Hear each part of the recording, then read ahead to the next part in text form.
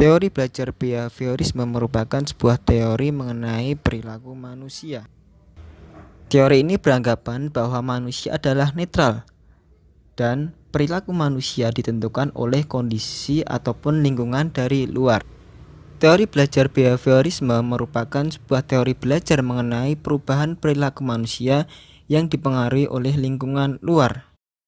Perubahan tingkah laku seseorang tersebut yang menjadi kebiasaan itulah yang kemudian disebut sebagai hasil dari belajar. Teori operant conditioning merupakan salah satu teori belajar mengenai tingkah laku manusia dari beberapa macam teori behaviorism.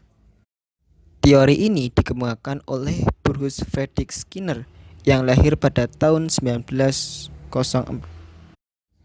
Teori ini muncul atas ketidakpuasan ataupun kritik terhadap teori classical conditioning dari Pavlov. Pavlov mengatakan dalam teorinya bahwa perilaku manusia adalah refleks. Rangsangan yang diberikan secara terus-menerus memiliki sifat penguatan dan tidak akan mengendur. Sedangkan menurut Skinner, pada faktanya respon ataupun tingkah laku memiliki tujuan ataupun harapan, sehingga perlu adanya penguatan pada stimulus-stimulus agar respon yang dihasilkan lebih baik.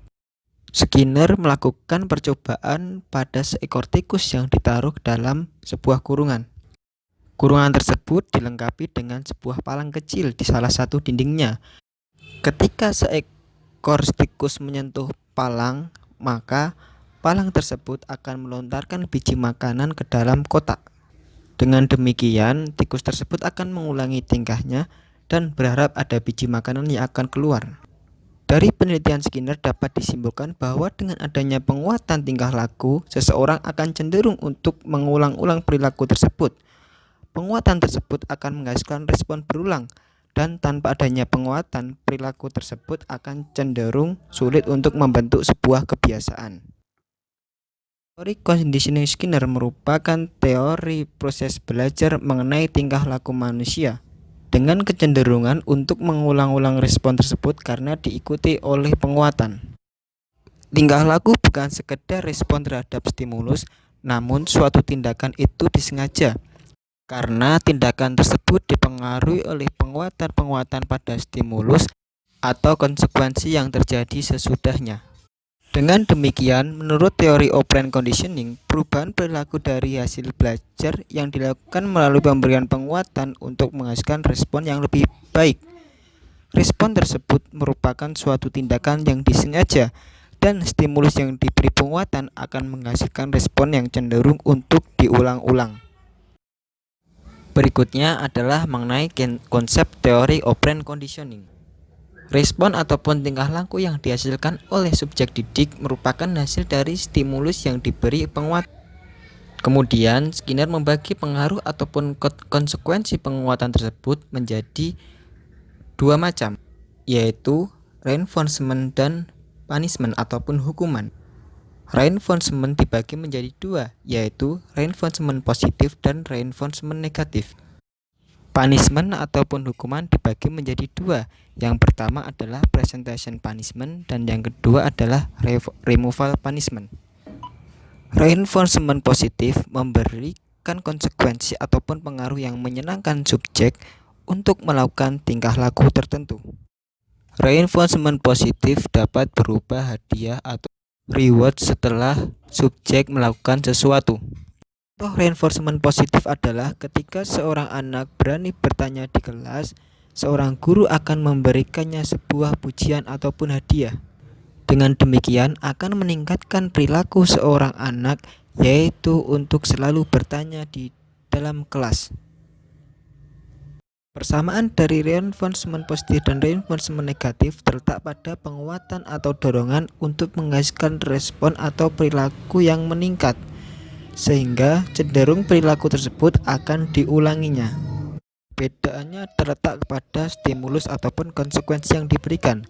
Jika pada reinforcement positif menggunakan stimulus ataupun konsekuensi yang menyenangkan, sedangkan reinforcement negatif menggunakan stimulus ataupun konsekuensi yang tidak menyenangkan.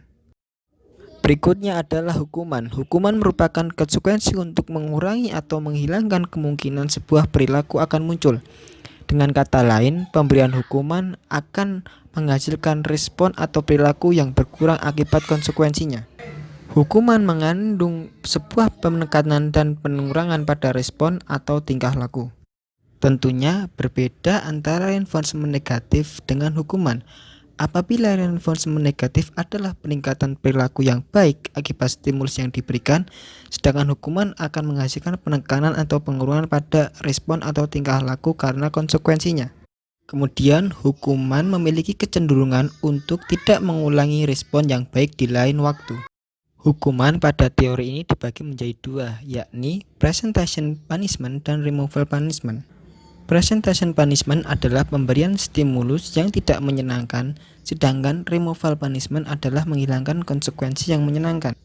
Contoh presentation punishment adalah jika seorang anak tidak mengerjakan tugas, maka guru akan memberikannya tugas tambahan ataupun memberikan hukuman lainnya yang sifatnya tidak menyenangkan.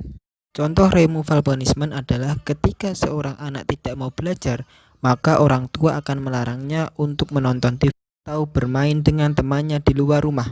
Dua hukuman ini jika diberikan kepada subjek akan mengurangi tingkah laku atau respon dan memiliki kecenderungan untuk tidak mengulangi respon yang baik di lain waktu. Proses pembelajaran memerlukan perencanaan ataupun strategi agar proses belajar mengajar terlaksana dengan baik serta dapat mencapai tujuan yang diinginkan. Teori operant conditioning dapat diterapkan oleh guru sebagai metode dalam proses pembelajaran. Teori tersebut dijadikan sebagai landasan agar dalam proses pembelajaran mampu menghasilkan tujuan seperti yang diharapkan. Penerapan teori ini dapat berupa pemberian reinforcement positif ataupun reward. Reward atau penghargaan akan berdampak positif bagi anak. Pemberian reward ini dapat berupa pujian ataupun perhatian yang lebih terhadap anak.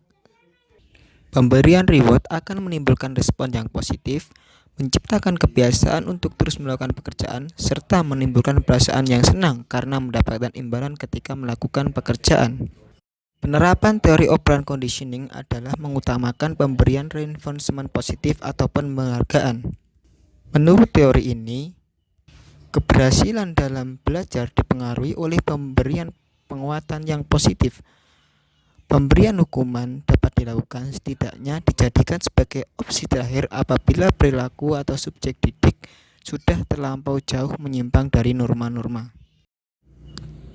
Contoh penerapan operant conditioning pada pembelajaran PAI adalah ketika menjalankan praktek sholat berjamaah. Peserta didik yang mengikuti praktek sholat berjamaah dengan tertib dan antusias akan diberi penghargaan sebuah pujian. Kemudian peserta didik yang mampu mengikuti bacaan doa dengan seksama akan mendapatkan hadiah dari guru.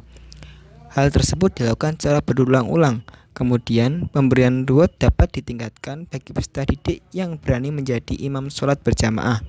Maka dengan penerapan pemberian reward tersebut akan menghasilkan respon yang positif bagi peserta didik serta cenderung akan mengulanginya karena perasaan senang mendapatkan penghargaan.